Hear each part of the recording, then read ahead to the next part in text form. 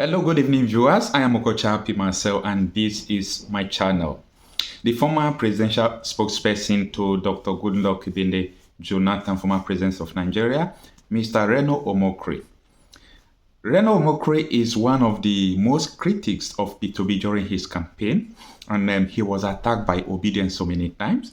But when Atiku Abubakar did not win presidential election, it seems that Mr. Reno Omokri is doing a return, is doing a U-turn, and begin to talk good about P2B just for this period. I don't really know what he's thinking or whether he wants to come back and start supporting what the Obedience are supporting.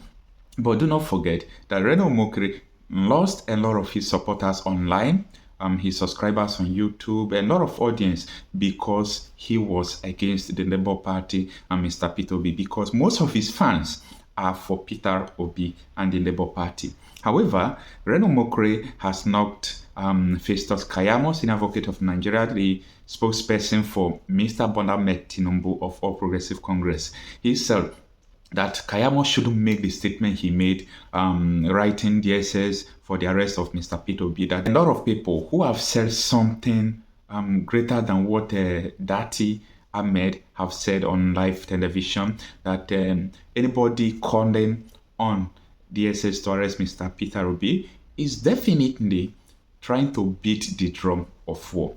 Listen to him as he speaks and comment what do you think about what he said.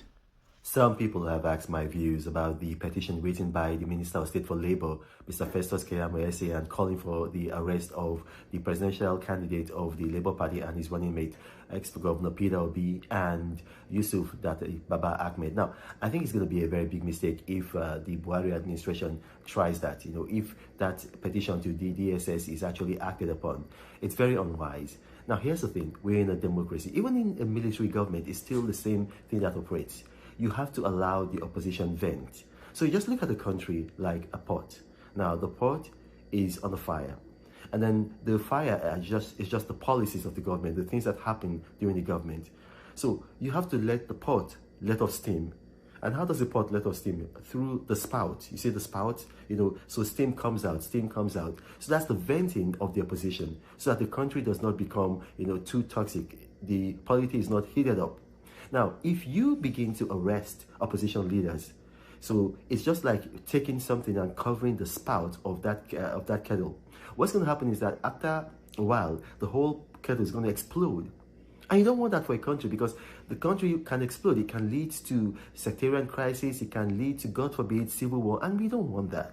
The cure that the Minister of State for Labour, Festus Keyamo, is trying to apply is going to be worse than the disease. And what did Peter Obi and Dati Baba Ahmed, what did they say?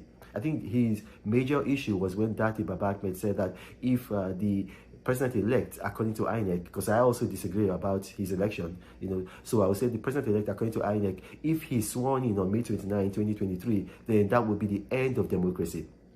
I think Senator Yusuf Dati Baba Ahmed could have used better words, but even at that, to arrest him would cause too much crisis in the country. And then he was also upset because of some of the things that Peter Obi had been saying, calling the election a sham, saying that the election was anti-democratic. Look, he's allowed to say that. Peter Obi, I know him personally. He is a man of peace. He's a gentleman. He's not a warlike man at all. He's not involved in violence.